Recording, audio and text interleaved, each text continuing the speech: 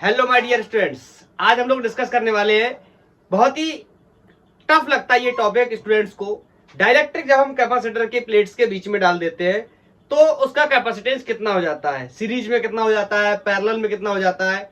कितना भी कठिन हो, आपने कितने भी लेक्चर्स देखे हो या आपने स्कूल में पढ़ाई करी हो या आपने किसी कोचिंग में पढ़ा हो, आई प्रॉमिस टू कि आपका अभी भी कोई सवाल आज के बाद गलत नहीं होगा इस लेक्चर को देखने के बाद। तो लेट्स स्टार्ट। हेडिंग लगाते हैं, capacitance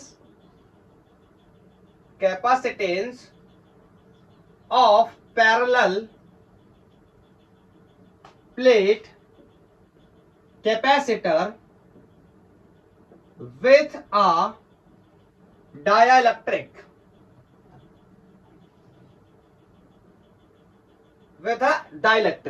मतलब कैपेसिटर है, पैरेलल प्लेट कैपेसिटर है ऑफकोर्स, तो उसके प्लेट्स के बीच में हम एक डाइलेक्ट्रिक को इंट्रोड्यूस करने जा रहे हैं।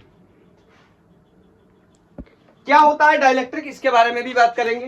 तो मैं यहां पे बना लेता हूं, ये एक पैरेलल प्लेट कैपेसिटर है और इसके बीच में मैंने एक डाइलेक्ट्रिक स्लैब इंट्रोड्यूस कर दिया, एक डाइलेक्ट्रिक भर दिया। तो थोड़ा सा पहले मैं आपको डाइलेक्ट्रिक के बारे में बताता हूं। डाइलेक्ट्रिक ऐसा मटेरियल होता है सॉलिड क्लास का जो अपने अंदर से करंट के फ्लो को परमिट नहीं करता है, लेकिन परमिट करता है इलेक्ट्रिक फील्ड को। मतलब अब मैंने इतना बोल के बता दिया, इनफ है। मतलब और इसकी अपनी कोई वैल्यू होती है, इसे हम के से रिप्रेजेंट करते हैं और इस के को हम डाइलेक्ट्रिक कांस्टेंट के नाम से भी जानते हैं। क्लियर? तो मतलब ऐसा क्लास ऑफ मटेरियल जो does not permit flow of current but permit electric field. अच्छा, मेरे से पूछा जाए कि क्या है डाइलेक्ट्रिक, मेटल है, मतलब नॉन मेटल है, कंडक्टर है, इंसुलेटर है, क्या है? तो देखो ध्यान से सुनो मेरी बात को। डाइलेक्ट्रिक को अगर हम मेटल, नॉन मेटल, कंडक्टर या इंसुलेटर के बिहाफ पे अगर जानने की कोशिश करेंगे तो डाइलेक्ट्रिक इनमें से कुछ भी नहीं है। क्यों? मेरी बात को ध्यान से सुनना। जो कंडक्टर्स होते हैं उनकी प्रॉपर्टी होती है वो अपने अंदर से करंट को फ्लो को परमिट करते हैं, ये नहीं करता तो आपको लगेगा क्या है, इंसुलेटर है। बट नॉन कंडक्टर या इंसुलेटर के अंदर बताओ, या कंडक्टर के अंदर कोई भी इलेक्ट्रिक फील्ड नहीं होती, ये बात हम लोग पढ़ाई कर चुके हैं। मतलब अगर हमसे कहा जाए कि डाइलेक्ट्रिक मोर किस टाइप का होता तो हम कह सकते हैं मोर टाइप ऑफ इंसुलेटर, लेकिन 100% ये इंसुलेटर भी नहीं होता, ये डिफरेंट क्लास ऑफ मटेरियल है। क्लियर? तो मैंने ये बात आपको बता दिया। तो उसके बाद मैंने मान लिया ये पैरेलल प्लेट कैपेसिटर, इसके बीच का सेपरेशन कोई डी है और इसमें मैंने एक डाइलेक्ट्रिक इंट्रोड्यूस किया है जिसकी थिकनेस कोई टी है और यहां पर चार्ज डेंसिटी प्लस सिग्मा है, यहां पर चार्ज डेंसिटी माइनस सिग्मा है। तो बोलो प्लस सिग्मा चार्ज डेंसिटी का मतलब है इसकी प्लेट्स पे कैसा चार्ज आ जाएगा, पॉजिटिव चार्ज आ जाएगा। बोलो। और अच्छा, ये इसको अंदर बना देते, पॉजिटिव चार्ज आ जाएगा और इधर कैसा चार्ज आ जाएगा, नेगेटिव। मेरे को एक बात आप और बताना, हम लोग डिस्कस कर चुके हैं इलेक्ट्रिक फील्ड के बारे में। बोलो, तो डायरेक्ट यहाँ पे एक इलेक्ट्रिक फील्ड का भी क्या बन जाएगा, सेटअप बन जाएगा, इलेक्ट्रिक फील्ड हो जाएगा। तो इस इलेक्ट्रिक फील्ड का डायरेक्शन कुछ इस तरीके से होगा। मैं इसको बोल दे रहा हूं इलेक्ट्रिक फील्ड ई नॉट बोल दे रहा हूं। ई नॉट का मतलब है इलेक्ट्रिक फील्ड जब एयर भरा हुआ है कैपेसिटर के अंदर। मेरी बात को ध्यान से सुनो, सुनते रहो, सब समझ आ जाएगा। बताओ, अब ये मटेरियल है तो आपको पता है ये डाइलेक्ट्रिक है, इलेक्ट्रिक फील्ड को परमिट करता है, इसका मतलब इसका पोलराइजेशन स्टार्ट हो जाएगा। और ये पोलराइजेशन का कॉन्सेप्ट बहुत ही बेसिक कॉन्सेप्ट है, मैं मान के चलता हूं सारे लोगों को पोलराइजेशन के बारे में पता है। बोलो, तो पोलराइजेशन का सिंपल मतलब क्या है, आप समझने की कोशिश करो। यहां प्लस चार्ज है तो यहां पर इसके जो चार्जेस होंगे वो टूटना शुरू हो जाएंगे, तो इस साइड पे इकट्ठे हो जाएंगे कौन, नेगेटिव चार्ज। बोलो, कौन इकट्ठे हो जाएंगे, नेगेटिव चार्ज। और बोलो इस साइड कौन है, नेगेटिव चार्ज। देखो इधर पॉजिटिव चार्ज था तो इधर कौन एक्यूमुलेट होने लगा, नेगेटिव चार्ज। और यहाँ नेगेटिव चार्ज है तो कौन एक्यूमुलेट होने लगेगा, positive charge. Is that clear? इसको बोलते हैं हम क्या, पोलराइजेशन। पोलराइजेशन ऑफ डाइलेक्ट्रिक की बात कर रहे हैं हम लोग। बताओ, अब आपको पता है इसके अंदर प्लस और माइनस चार्ज बन गए हैं, इसका मतलब इसके अंदर क्या बन जाएगी, एक इलेक्ट्रिक फील्ड का भी सेटअप हो जाएगा। और आपको पता है इलेक्ट्रिक फील्ड की डायरेक्शन कहां से कहां होती है, बोलो कहां से कहां होती है, बोलो कहां से कहां होती है, बोलो बोलो बोलो बोलो, माइनस चार्ज से, सॉरी प्लस चार्ज से माइनस चार्ज की तरफ होती है। बोलो, ये बाहर मैंने बनाया प्लस चार्ज से माइनस चार्ज की तरफ, तो अंदर भी बनेगी। ध्यान से सुनना, मैं यहां पे बना दे रहा हूं इसको यहां पे मैं बना दे रहा हूं इस तरीके से। तो यहां पर भी एक इलेक्ट्रिक फील्ड बना होगा, इसको मैं नाम दे रहा हूं ई इंड्यूस्ड। ठीक है, ये इंड्यूस्ड इलेक्ट्रिक फील्ड हो गया। मैं इसको हटा दूं, ये इंड्यूस्ड इलेक्ट्रिक फील्ड हो गया। अब आपसे मैं पूछूं कि इसके अंदर, डाइलेक्ट्रिक के अंदर नेट इलेक्ट्रिक फील्ड कितना बचा, बोलो। तो मैं आपसे एक दो बातें और कर लेता हूं। बताओ, ई नॉट की वैल्यू है, यहां पे लिख देता हूं। ई नॉट की वैल्यू को मैं क्या लिख सकता हूं, आपको पता है कैपेसिटर की प्लेट के बीच में कितना इलेक्ट्रिक फील्ड होता है, सिग्मा अपॉन एप्सिलॉन नॉट। ये सारे लोगों को पता होनी चाहिए, नहीं पता तो प्रीवियस लेक्चर्स को पहले देखो, उसके बाद ये कहां से आया अब यहां ये नहीं बता सकता मैं। क्लियर है, बोलो क्लियर है,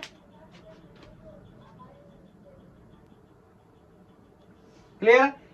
अगर मैं चाहूं तो चार्ज की वैल्यू को भी लिख सकता हूं यहां पे इस तरीके से, यहां पे कोई प्लस चार्ज हो गया, यहां पे कोई माइनस चार्ज हो गया, यहां पर भी कुछ ना कुछ चार्ज आ गया होगा, तो यहां पर भी मैं चार्ज क्यू और माइनस क्यू लिख सकता हूं। ठीक है, तो ये जब कैपेसिटर की प्लेट के बीच में कोई भी डाइलेक्ट्रिक भरा हुआ नहीं, मतलब कौन है, एयर है, तो इतना इलेक्ट्रिक फील्ड है। बताओ अगर इनसाइड पार्ट की बात करूं इसके अंदर, तो इसके अंदर इलेक्ट्रिक फील्ड, बताओ मैंने इंड्यूस्ड बोला है, तो इंड्यूस्ड कितना हो जाएगा, again sigma upon epsilon not. ध्यान से सुनना मेरी बात को, sigma upon epsilon not. Epsilon not तो नहीं होना चाहिए, एप्सिलॉन नॉट क्या होता है, परमिटिविटी ऑफ फ्री स्पेस। तो इसके लिए आपको याद है डाइलेक्ट्रिक को मैंने डिफाइन किया हुआ है, permittivity of medium upon permittivity of free space. बोलो याद आया। तो इसको मैं यहां पे मुझे कायदे में क्या लिखना चाहिए, sigma upon epsilon naught M. बोलो किसके लिए, ये एप्सिलॉन नॉट एम को ना लिख के सीधा एप्सिलॉन लिख दे रहा हूं। एप्सिलॉन क्या है, परमिटिविटी ऑफ किसी मीडियम की है। और ये बात हम लोग पहले से डिस्कस कर चुके हैं, कौन से चैप्टर में, फर्स्ट चैप्टर में, डाइलेक्ट्रिक क्या होते हैं। तो यहां से मैं कह सकता हूं कि के टाइम्स ऑफ एप्सिलॉन नॉट हो जाएगा किसके बराबर, ई के बराबर या एप्सिलॉन के बराबर। यहां पे रखूंगा मैं, तो जो इंड्यूस्ड इलेक्ट्रिक फील्ड है that is going to be sigma upon K times of sigma epsilon. बोलो यहां पे रख दिया मैं, K times of sigma epsilon naught. Clear है, तो यहां पे मैं इस चीज को मेंशन कर देता हूं, ये एक्सप्लेनेशन हो गया। मैं यहां पे बगल में लिख देता हूं कि induced electric field will be sigma upon K times of epsilon not. कैसे आया ये एक्सप्लेनेशन मैंने आपको बताया, ये बेसिक बातें मैं आपको कुछ बता रहा हूं। ठीक है, बोलो अब बोलो इसका कैपेसिटेंस निकालना है। तो मैं जिस क्रिया विधि से, अगर आप मेरे से पढ़ाई कर रहे हैं, आप सारे लेक्चर्स को देख के आए, तो मैं कैपेसिटेंस कैसे निकालता हूं बार बार मैं उसी टेक्निक को फॉलो करूंगा। बोलो, मैं बोलूंगा charge is directly proportional to the potential. बोलो मेरे हिसाब से कोई भी डाउट नहीं होना चाहिए, बार बार हम लोग यही करते हैं। तो यहाँ पे प्रोपोर्शनलिटी हटाऊंगा तो यहाँ पे कोई कांस्टेंट आ जाएगा जिसका नाम क्या है, कोई सी है। क्लियर, और ये क्या हो जाएगा, बी हो जाएगा। मुझे यहां से सी की वैल्यू निकालनी है, तो C will be Q upon B. इसको इक्वेशन 1 मान लेता हूं। ठीक है, इस एक्सप्लेनेशन को यहां से हटा देता हूं। ठीक है, 1 2 3।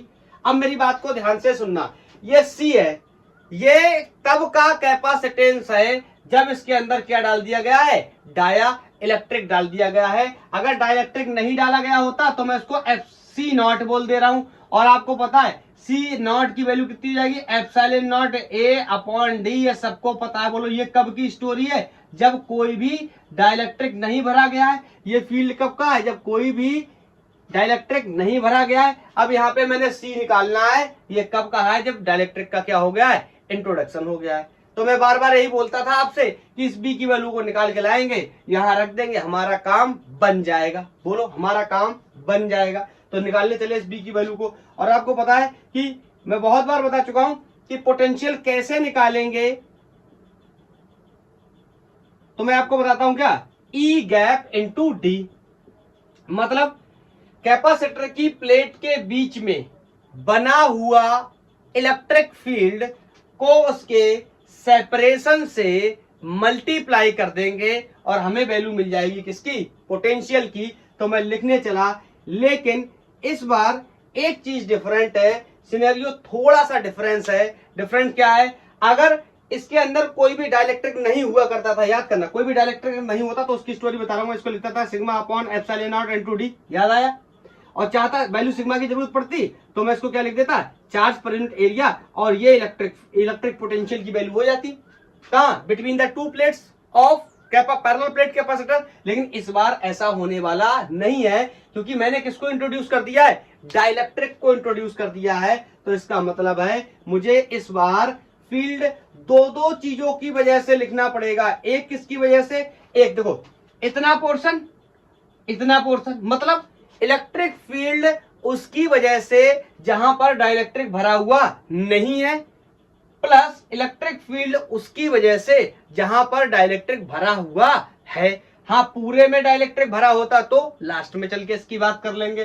तो मैं बोलने चला कि डाइलेक्ट्रिक इसकी वजह से, जिसमें क्या भरी है, एयर भरी है, तो बोलो एयर की वजह से मैंने फील्ड कितना मान के रखा है, ई नॉट, पहले से मैंने मेंशन किया हुआ है, बोलो। और सेपरेशन कितना हो जाएगा, भरा हुआ कितने में है, टी में, और पूरी दूरी कितनी है, डी है। तो मैं निकालना चाहूं कि कितने में नहीं भरा है, तो अगर मैं ये लिख दूं डी माइनस टी, बोलो, तो ये बात सारे लोगों को समझ में आ जाएगी। ये इतनी जगह डी माइनस टी वो स्पेस है जहां पर डाया इलेक्ट्रिक भरा हुआ नहीं है। आई थिंक ये बात सबको क्लियर है, बोलो। प्लस इलेक्ट्रिक फील्ड इसकी वजह से भी बना हुआ है, तो मैं बोल दे रहा हूं कि इलेक्ट्रिक फील्ड, इसको मैं ई नाम दे रहा हूं, बोलो, या ई इंड्यूस नाम दे दो, कोई फर्क नहीं पड़ता, ई नाम दे रहा हूं, जो इसके अंदर भरा है। और बोलो इसका डिस्टेंस कितना हो जाएगा या सेपरेशन कितना हो जाएगा, टी। मेरे हिसाब से हर व्यक्ति को ये बात क्लियर है, इसमें कोई भी डाउट नहीं होना चाहिए। बोलो, मैंने क्या लिखा, इलेक्ट्रिक फील्ड कैपेसिटर के अंदर बना किसकी वजह से, एयर की वजह से, वो इतना हो गया। क्यों, epsilon not, sorry, E not is the field when air is field between the two, या एयर या वैक्यूम, और डी माइनस टी वो जगह है जहां पे कैपेसिटर, सॉरी, जहां पे डाइलेक्ट्रिक मौजूद नहीं है। आई थिंक ये बात क्लियर है। अब बोलो दूसरा पार्ट किसकी वजह से लिखा मैंने, दूसरा पार्ट मैंने लिखा किसकी वजह से, जिसमें डाइलेक्ट्रिक इंट्रोड्यूस है। तो डाइलेक्ट्रिक के अंदर बना हुआ फील्ड, नेट फील्ड अंदर बना हुआ, इनटू सेपरेशन, सेपरेशन कितना है, टी। आई थिंक क्लियर है। अब ये आगे सॉल्व नहीं होगा, इक्वेशन 2 बना के छोड़ देता हूं। आगे सॉल्व क्यों नहीं होगा, मेरी बात को ध्यान से सुनना। इसके अंदर कितना फील्ड है ये बात मुझे पता नहीं है, ये इंड्यूस्ड फील्ड है। यहां पे इंड्यूस नहीं रख सकते, मैंने अगर बाई मिस्टेक बोल दिया हो तो समझना, यहां पे इंड्यूस नहीं रख सकते, यहां पे नेट रखेंगे। अंदर कितना फील्ड टोटल बचा है तो कैसे निकालेंगे, अब सुनना मेरी बात को। देखो क्या होगा, इस ई की वैल्यू को पता करके ले आओ, यहां पर भर दो, यहां से बी की वैल्यू पता चल जाएगी, बी की वैल्यू को उठा के यहां पे रख दो, हमें सी की वैल्यू पता चल जाएगी। Is that clear, okay. तो बताओ, अब मैं अंदर इसकी डिस्कस करने चला, इसके इलेक्ट्रिक फील्ड के डिस्कशन के बारे में। बताओ, इसका इलेक्ट्रिक फील्ड कुछ राइट साइड है, डायरेक्शन वाइज बात कर रहा हूं, किसका, कैपेसिटर की प्लेट्स का। और ये जो डाइलेक्ट्रिक का पोलराइजेशन हुआ है, इसकी वजह से इलेक्ट्रिक फील्ड लेफ्ट साइड है। बोलो, तो मैं आपसे एक सवाल पूछूं, क्या इसका नेट इलेक्ट्रिक फील्ड कैपेसिटर का बढ़ा या घटा? तो आप कहोगे सर ये तो बहुत ही सिंपल है कि डाइलेक्ट्रिक इंट्रोड्यूस करने की वजह से जो कैपेसिटेंस है इसका इलेक्ट्रिक फील्ड घट गया। बोलो क्यों, बोलो, ये या राइट साइड इसकी डायरेक्शन, इसका पोलराइजेशन होने के बाद इंड्यूस्ड हुआ एक इलेक्ट्रिक फील्ड जिसका सेटअप हो गया लेफ्ट साइड। मतलब इस वैल्यू में से ये वैल्यू क्या होने वाली, कम होने वाली, मतलब नेट फील्ड क्या होने वाला है, कम होने वाला है। इसका मतलब मैं लिख सकता हूं ई नेट, और ई नेट को ही मैं ई नाम दे दूंगा, ठीक है। ई नेट कितना हो जाएगा, कितना हो जाएगा, टोटल इलेक्ट्रिक फील्ड में से इंड्यूस्ड फील्ड को मैं क्या कर दूं, घटा दूं। ये जो फील्ड क्या हुआ, इंड्यूस्ड हुआ। एक एक बात को बहुत क्लियरली बता रहा हूं, इसीलिए मैंने पहले ही बोला था लेक्चर में, कोई डाउट नहीं होने वाला है, सारे सवाल सॉल्व होंगे, चाहे सीरीज में हो, पैरेलल में हो, डाइलेक्ट्रिक कुछ भी हो। अभी देखना, बोलो क्लियर है। तो यहां पे मैं रख देता हूं, बोलो नेट इलेक्ट्रिक फील्ड, बोलो क्या हुआ, कम हुआ कि बड़ा? आप कहोगे सर कम हुआ। कम हुआ, क्यों कम हुआ? क्योंकि मैंने डाइलेक्ट्रिक भरा था, इस वजह से कम हुआ। तो डाइलेक्ट्रिक भरने की वजह से जो इलेक्ट्रिक फील्ड है ये कितना हो गया, कम हो गया। कितना कम हो गया, चलो अच्छा ऐसे लिख देता हूं, E net is equal to E naught minus E induce, कितना हो जाएगा कम। जो इलेक्ट्रिक फील्ड था उस इलेक्ट्रिक फील्ड का बोलो कितना रह जाएगा, 1/k टाइम्स। अब आप कहोगे ये सर 1/k टाइम्स आपने कैसे डिसाइड कर लिया।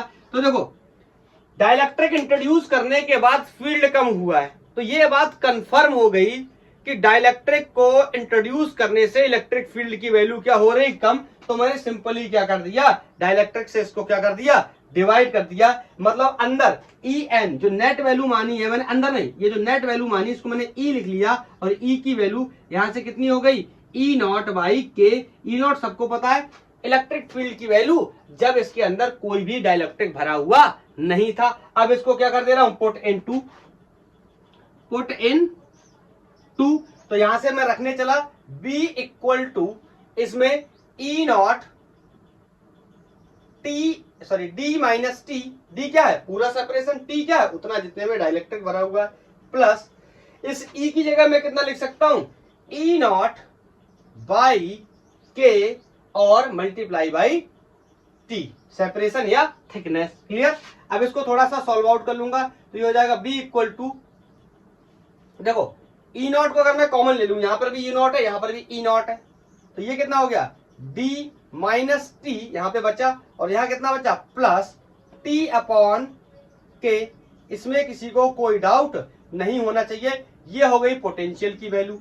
अच्छा ध्यान से देखो, मैं एक प्रश्न यहीं पे आपसे पूछ लूं, इलेक्ट्रिक फील्ड की वैल्यू तो कम हुई थी डाइलेक्ट्रिक को इंट्रोड्यूस करने पे, बताओ पोटेंशियल की वैल्यू क्या हुई है। तो यहां पर भी आपको क्लियरली दिखाई दे रहा है कि पोटेंशियल की वैल्यू क्या हो रही है, घट रही है। कैसे, मेरी बात को ध्यान से सुनना। अगर एक जनरल रिलेशन लिखूं तो b equal to E into D होता है, बोलो, और ये d क्या हो रहा है, इसमें देखो कम हो रहा है, घट रहा है, मतलब ये मल्टीपल प्रोडक्ट में है। अगर ये वैल्यू क्या करेगी, घटेगी, तो ये ओवरऑल वैल्यू भी क्या करेगी, घटेगी। मतलब दो रीजन मुझे पता चले, दो बातें मुझे पता चली, डाइलेक्ट्रिक को इंट्रोड्यूस करने पे इलेक्ट्रिक फील्ड की वैल्यू भी घट रही है और इलेक्ट्रिक पोटेंशियल की वैल्यू भी क्या हो रही है, घट रही है। लेट्स सी कैपेसिटेंस की वैल्यू के साथ क्या फर्क पड़ेगा। तो बोलो इसको क्या करते हैं, यहां से मुझे पता चल गया किसकी वैल्यू, बी की वैल्यू। अब इस बी की वैल्यू को किस में रख देते हैं, इक्वेशन फर्स्ट में। तो रख देना है the value of B put in first. इससे ज्यादा आसान तरीका आपको मिल नहीं सकता जिस तरीके से मैं करा रहा हूं। तो b इक्वल टू बोलो कितना हो जाएगा, ई नॉट, सॉरी इस इक्वेशन में रखना है, तो यहां पे रख दे रहा हूं क्या, c इक्वल टू, अच्छा एक चीज और यहां पे कर लेते तो ठीक रहता, इस ई नॉट की वैल्यू चार्ज के टर्म्स में रख लेते क्योंकि यहां चार्ज है, चलो अच्छा बाद में रख लेंगे। तो c equal to charge upon potential, potential की वैल्यू कितनी है, E naught D minus T plus T upon K. और लाइन नहीं बढ़ाना चाहता, यहीं पे एक्सप्लेन करके बता देता हूं। ई नॉट की वैल्यू यहां से देखो, हम लोग पहले डिस्कस कर चुके हैं, सिग्मा अपॉन एप्सिलॉन नॉट, लेकिन सिग्मा के टर्म्स में नहीं चाहिए, चार्ज को एलिमिनेट करना है, तो इसी को मैं लिख सकता हूं क्या, सबको पता है सिग्मा क्या होता है, चार्ज पर यूनिट एरिया। अब ये मत भूल, ये भैया मत पूछ लेना यहाँ पे sigma charge per unit area कैसे होता है, प्रीवियस लेक्चर देखिए आप, हम लोग बहुत आगे आ चुके हैं। तो ये हो गया चार्ज पर यूनिट एरिया। इस ई की वैल्यू को यहां रखता हूं, एक सेकंड में चेक कर लूं विजिबिलिटी के बारे में। हाँ थोड़ा सा दिक्कत कर रहा है, यहां तक आई थिंक विजिबल है कि ई की वैल्यू क्या, ई नॉट की value sigma upon epsilon not, और इस ई नॉट को अच्छा यहीं पे और कन्वर्ट करके बता देता हूं आपको। बताओ सिग्मा को हटाना चाहूं तो क्या लिख सकता हूं, चार्ज पर यूनिट एरिया। मैं मान के चल रहा हूं इन प्लेट का एरिया क्या है, ए है, ठीक है। तो यहां मैंने लिख दिया चार्ज क्या मान लिया, कैपिटल क्यू, अपॉन एरिया क्या हुआ, ए एप्सिलॉन नॉट। तो यहाँ पे मैं रख दूं, किसी को कोई डाउट नहीं, अब तो रिकॉर्डेड में देख रहे हो, आप तो दोबारा कर लोगे, मैं इसको यहाँ पे मिटा ले रहा हूँ। तो ये हो गया Q upon A epsilon not, यहाँ क्यू से क्यू मर गया और ये पलट के ऊपर चला जाएगा। मैं यहाँ पे इसका फ्रेश रिलेशन लिख दे रहा हूँ जो बन के आने वाला है, बोलो। तो यहां से c इक्वल टू, ये पलट के ऊपर चला गया, ए epsilon not upon D minus T plus T upon के। ये वैल्यू हो गई कैपेसिटर की जब उसके अंदर एक डाइलेक्ट्रिक को इंट्रोड्यूस किया जाता है। नोट कर लिया, 1 2 3 नोटेड, ओके। सर मैंने तो स्कूल में देखा था या मेरे कोचिंग वाले सर ने तो मुझे ये बताया था कि C इक्वल टू के टाइम्स ऑफ C नॉट होता है। सर बढ़ जाता है, C नॉट हो जाता है। सर आपका तो पता नहीं कुछ और आ रहा है। कोई बात नहीं, मैं इसके बारे में भी डिस्कस कर लेता हूं। जब आपके स्कूल वाले सर ने बताया होगा कि C equal to C naught times किसके हो जाता है, के टाइम्स ऑफ C नॉट हो जाता है, तो समझना उनका कॉन्सेप्ट क्या रहा होगा। उन्होंने डाइलेक्ट्रिक को पूरे कैपेसिटर के अंदर भरा हुआ है। ध्यान से सुनना, मेरा डाइलेक्ट्रिक पूरे में भरा हुआ नहीं था। इसका मतलब इसको हटा के यहां पे मैं मेंशन कर देता हूं। मतलब ये किसका केस है, when dielectric is partially inserted. ठीक है, ये किसका केस है, जब डाइलेक्ट्रिक ऐसा है, पार्शियली इंसर्टेड है, पार्शियली डाला गया, यहाँ पे दिखाई दे रहा है। अब मैंने यहाँ पे फुल्ली इंसर्टेड कर दिया, मैंने पूरी तरीके से डाल दिया, तो बोलो ये सेपरेशन इसका जो टी है यही किसके बराबर हो जाएगा, सॉरी ये डी जो सेपरेशन यही किसके बराबर, टी के हो जाएगा। अरे यार ये बात तो समझ में आ रही है ना, तो डी की ही जगह कौन ले लेगा, टी ले लेगा। कैसे ले लेगा, सबको पता है, ये थिकनेस बढ़ते बढ़ते बढ़ते बढ़ते कितनी हो जाएगी, डी, यही तो हो गया। तो मैं लिख दे रहा हूं यहां पर, when dielectric is fully inserted, बोलो। तो इसका मतलब मैं कह सकता हूं कि जो डी है यही किसके बराबर हो जाएगा, टी के बराबर हो जाएगा। बोलो यहां रख देते हैं, तो C equal to A epsilon naught, D की जगह क्या रख दे रहा हूं, टी माइनस टी, टी हो गया ये माइनस टी, प्लस इस टी की जगह क्या रख दे रहा हूं, डी अपॉन के। क्यों कर रहा हूं, अरे जो आपके सर ने बताया था ना रिलेशन कोचिंग में ड्राइव करके, उसी को ड्राइव कर रहा हूं। तो ये करके कितना हो गया, 0, ये पलट के कहां चला गया, ऊपर। तो ये हो गया C इक्वल टू के, ऊपर आ गया के, ऐसा लिख देता हूं अच्छा लगेगा, epsilon not a upon D. पहचाना मुझको पहचाना, बोलो। तो आ गया ना, के C इक्वल टू के times of C not. C not की वैल्यू मुझे पहले से पता। अरे सर अब समझ में आ गया, मतलब एक बड़ा ही इंटरेस्टिंग सर केस समझ में आया है मुझे। पोटेंशियल की वैल्यू या इलेक्ट्रिक फील्ड की वैल्यू घटी थी सर डाइलेक्ट्रिक डालने पे। सर पोटेंशियल को भी अगर मैं V नॉट मान लूं तो इसकी वैल्यू भी घटी थी सर, लेकिन कैपेसिटेंस की वैल्यू क्या कर रही है, इंक्रीज कर रही है सर डाइलेक्ट्रिक डालने पे। अब मैं आपको यहां पर एक और इंपॉर्टेंट पॉइंट बताता हूं। डाइलेक्ट्रिक को हमने इंट्रोड्यूस ही इसी वजह से किया था। अगर आपने मेरा पहला लेक्चर देखा हो कैपेसिटेंस का, जिसमें हम लोगों ने स्फेरिकल कैपेसिटर की बात करी थी और आइसोलेटेड स्फेरिकल कैपेसिटर की बात करी थी, तो एक फैरेड का कैपेसिटर बनाने के लिए अर्थ की रेडियस से लगभग 1500 गुना बड़ा हमें एक कैपेसिटर बनाना पड़ता, तो वो आइडिया हमने ड्रॉप कर दिया। उसके बाद हमने कैपेसिटर को 2 प्लेट से बनाना शुरू कर दिया। स्फेरिकल प्लेट पे भी मैंने बताया, सिलेंड्रिकल प्लेट पे भी मैंने बताया और पैरेलल प्लेट पे भी मैंने बताया। आपने एक्सप्रेशन भी देखे होंगे, रिजल्ट भी देखे होंगे, डेरिवेशन भी देखे होंगे। उसके बाद भी काम नहीं चल रहा था, मेरे को यह करना था कि कैपेसिटर की कैपेसिटेंस को मैं और बढ़ा सकूं without changing it's area and separation. आपको पता है area is directly proportional, area बढ़ाने पे कैपेसिटेंस बढ़ जाएगा, सेपरेशन घटाने पे कैपेसिटेंस बढ़ जाएगा। लेकिन मैं चाहता था इन दोनों को कोई डिस्टरबेंस ना किए हुए फिर भी बढ़ जाए, तो कॉन्सेप्ट पैदा हुआ किसका, डाइलेक्ट्रिक का। इसका मतलब डाइलेक्ट्रिक का इस्तेमाल हम लोग क्यों करते हैं, कैपेसिटर का कैपेसिटेंस इंक्रीज करने के लिए। मतलब बहुत ही फायदेमंद चीज हमारे लिए साबित हो गई। हम चाहे तो कितनी भी वैल्यू बढ़ा सकते हैं किसकी, किसी भी कैपेसिटर के कैपेसिटेंस की, बशर्ते हम उसमें डाइलेक्ट्रिक अपने मन से इंट्रोड्यूस करते चले जाएंगे। मन से मतलब जितनी वैल्यू हमें रिक्वायरमेंट होगी। इज दैट क्लियर, बोलो। तो यहां से ये बात क्लियर हो गई। तो फुल्ली जब मैंने फुल्ली इसको इंसर्ट करते हो, ये पार्शियल का केस है, ये फुल्ली का केस है, ठीक है। तो ये आज मुझे पता चल गया सर सर आज मुझे पता चल गया सर कि कैपेसिटर कैसे बढ़ेगा सर। प्लेट का एरिया बढ़ाएंगे सर, टेक्निकली बहुत बेकार हो जाएगा, बहुत मेहनत करनी पड़ेगी सर। अगर सेपरेशन कम करेंगे सर, कितना कम कर लेंगे सर, इससे बेहतर है नहीं सर डाइलेक्ट्रिक इंट्रोड्यूस कर देंगे उसके अंदर। सर डाइलेक्ट्रिक इंट्रोड्यूस कर देंगे। मैं साइड में वैल्यू लिख दे रहा हूं, मैं साइड में सी की वैल्यू लिख दे रहा हूं, epsilon not a upon D minus T plus T upon के। ये है पार्शियल फील्ड का केस, जब हमने डाइलेक्ट्रिक को पार्शियली भरा है, और C इक्वल टू के टाइम्स ऑफ सी नॉट, ये है फुल्ली इंसर्टेड का केस। सर मेरे को एक बात बता दो सर, मेरे दिमाग में एक बात आ रही है कि मैं क्या डाइलेक्ट्रिक भरूं, क्या मैं सर डाइलेक्ट्रिक सही नहीं है मेरे पास, सर डाइलेक्ट्रिक नहीं है मेरे पास, मैं सर मेटल भरना चाहता हूं, इसमें मेटल भरना चाहता हूं, फुल्ली भर दो सर, मेटल भर दो, मेटल भर दो सर, मेटल भर दो मेटल। तो sir dielectric, sir electric field, sir क्या हो जाएगा सर, थोड़ा सा मुझे बताओ ना, मैं समझना चाहता हूँ, समझना मेरी बात को ध्यान से बताओ। जब यहाँ पे ये पॉजिटिव सिग्मा, ये नेगेटिव सिग्मा, मतलब यहाँ पर जनरेट हो गया।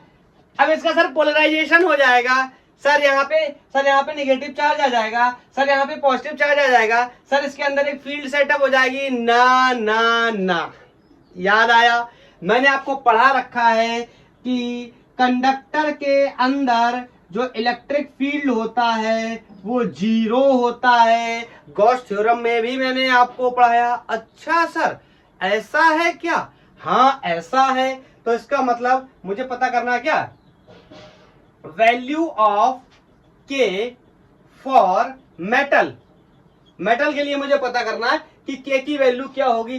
तो बताओ, अंदर E इक्वल टू क्या होता था, E नॉट अपॉन के, यही तो रिलेशन होता था ना कि अंदर इलेक्ट्रिक फील्ड कितना रह जाएगा, अंदर इलेक्ट्रिक फील्ड कितना रह जाएगा, इतना रह जाएगा। और बोलो इस बार इलेक्ट्रिक फील्ड यहाँ कितना है, जीरो है, तो ये वैल्यू जीरो हो गई, इसको मैं इधर ले आया, के इक्वल टू अरे सर ये तो बहुत ही मेरे लिए कामदायक चीज है, ये तो मैंने पढ़ाई किया हुआ है। सर किसी को जीरो से मार दे तो सर ये इन्फिनाइट हो जाता है, इसका मतलब के की वैल्यू क्या है, इन्फिनिटी होगी। किसके लिए, किसी मेटल के लिए के की वैल्यू क्या होगी, इनफाइनाइट होने वाली है। किसके लिए, मेटल के लिए। सर ये बात भी मैं समझ गया। सर मेरा दिमाग, मैंने सोचा सर मैं इसके अंदर अगर मेटल भर दूंगा तो ज्यादा बढ़िया रहेगा, मेटल तो बहुत ही इजीली अवेलेबल होते हैं। बिल्कुल सही किया आपने। तो के की वैल्यू कितनी हो गई, इनफाइनाइट हो गई। तो बोलो कैपेसिटेंस की वैल्यू भी इनफाइनाइट हो जाएगी, बोलो।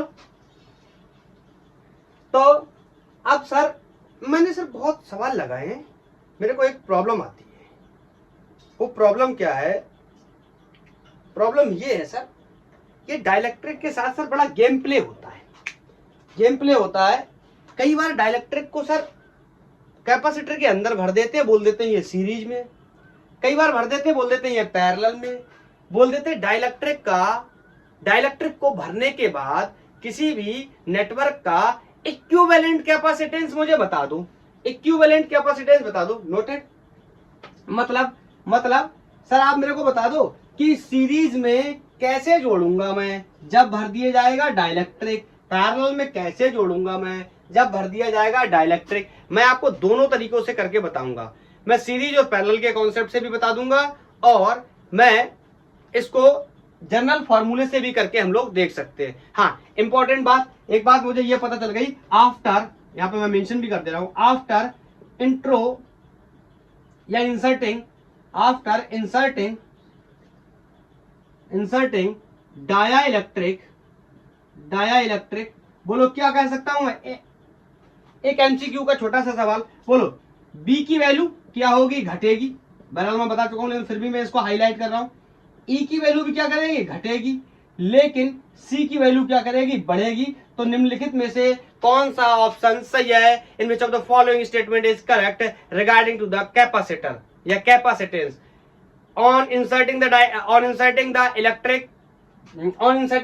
dielectric, potential will increase, potential will decrease, electric field will increase, electric field will decrease, capacitance will increase, capacitance will decrease, तो आप इसको मैनेज करके देख लेंगे और सॉल्व कर देंगे। ठीक है, अब मेरे लिए क्या है, मैं करना चाहता हूं सर मैं करना चाहता हूं कि इक्विवेलेंट कैपेसिटेंस बताओ, इक्विवेलेंट कैपेसिटेंस बताओ कब कब कब, जब इनको मैंने किसमें जोड़ा हुआ है, सीरीज में जोड़ा हुआ है सर, सीरीज में जोड़ा हुआ है या पैरेलल में जोड़ा हुआ है। तो सबसे पहले मेरी बात को ध्यान से सुनना, मैं एक केस बनाने जा रहा हूं, मैं आपसे पूछता हूं ये सीरीज में जोड़ा है पैरेलल में, अगर आपने ये बता दिया तो आपका क्वेश्चन बहुत आसानी से सॉल्व हो जाएगा।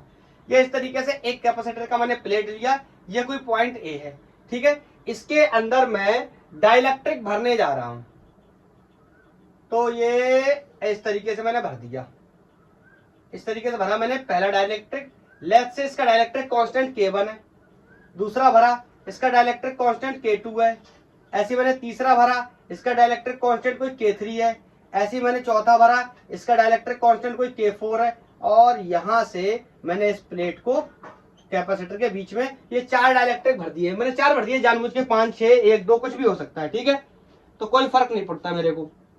बोलो, तो मेरे से कहा जाए इसका इक्विवेलेंट कैपेसिटेंस कितना होगा, मैं जनरल रिलेशन में ही बात कर लेता हूं, इसकी थिकनेस कोई T1 है, इसकी थिकनेस कोई T2 है, इसकी थिकनेस कोई T3 है, इसकी थिकनेस कोई T4 है, मतलब ये D/2 D/3 ऐसे करके दिया होगा आपको, और आपने बताना है कि इसका इक्विवेलेंट कैपेसिटेंस कितना होगा। सबसे पहले तो मुझे ये पहचानना है कि ये कॉम्बिनेशन सीरीज में है या पैरेलल में है। सर ये मैं कैसे पहचानूंगा, मैंने आपको बेसिक कॉन्सेप्ट बताया हुआ है कि कैपेसिटर कैपेसिटेंस के ऊपर अगर पोटेंशियल सेम है then they are in parallel, और पोटेंशियल डिफरेंट है दे आर इन सीरीज। तो मैं कैसे पता करूंगा, देखो बहुत आसान है, यही पता करना सबसे मुश्किल होता है। तो आप क्या किया करो, एक बैटरी लगा दो, एक बैटरी लगा दो, जिन टर्मिनल के बीच में इक्विवेलेंट कैपेसिटेंस पूछा गया है, डाइलेक्ट्रिक इंट्रोड्यूस करने के बाद सबसे पहले आप उसमें एक बैटरी लगा दो और पोटेंशियल को देखो किस तरीके से वेरी कर रहा है, कहां क्या हो रहा है।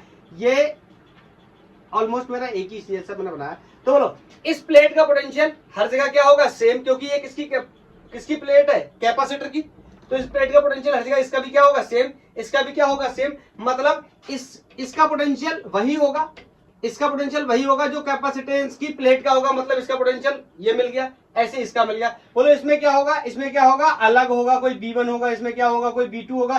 क्या इस प्लेट का पोटेंशियल अलग होगा किसके कंपेयर में, इसके कंपेयर में बिल्कुल अलग होगा। इसका पोटेंशियल अगर मैं यहां से कंसीडर करूं, मान लो ये 20 वोल्ट की बैटरी है, तो मैं बोल सकता हूं ये B है, ये कितना 0, एग्जांपल के लिए। तो बोलो इस प्लेट का पोटेंशियल कितना हो गया, 0, इस प्लेट का पोटेंशियल कितना हो गया, B, मतलब इसका पोटेंशियल भी क्या होने वाला है, अलग होने वाला है, और इसका पोटेंशियल भी क्या होने वाला है, अलग होने वाला है। कुछ भी वैल्यू मान लो, इससे कोई फर्क नहीं पड़ता। मतलब मुद्दे की बात यह है कि मैंने पता कर लिया कि जितने भी स्लैब भरे गए हैं उन सारे स्लैब का पोटेंशियल क्या है, अलग अलग है। अरे सर अब तो बहुत क्लियर है, मैं समझ गया सर, अलग अलग है। अलग अलग होने का मतलब ये है सर कि इनका जो कैपेसिटर है, जो अरेंजमेंट है, वो किसमें है, सीरीज में है। तो हेडिंग लगा लेंगे। सर आप उल्टा करते हो सर, हेडिंग बाद में लगवाते हो, आर्टिकल पहले बताते हो। यही तो हमें पहचानना है कि ये सीरीज में है या ये पैरेलल में है। बोलो, तो मैं हेडिंग लगा सकता हूं क्या, मैं बोल सकता हूं series type arrangement, series combination of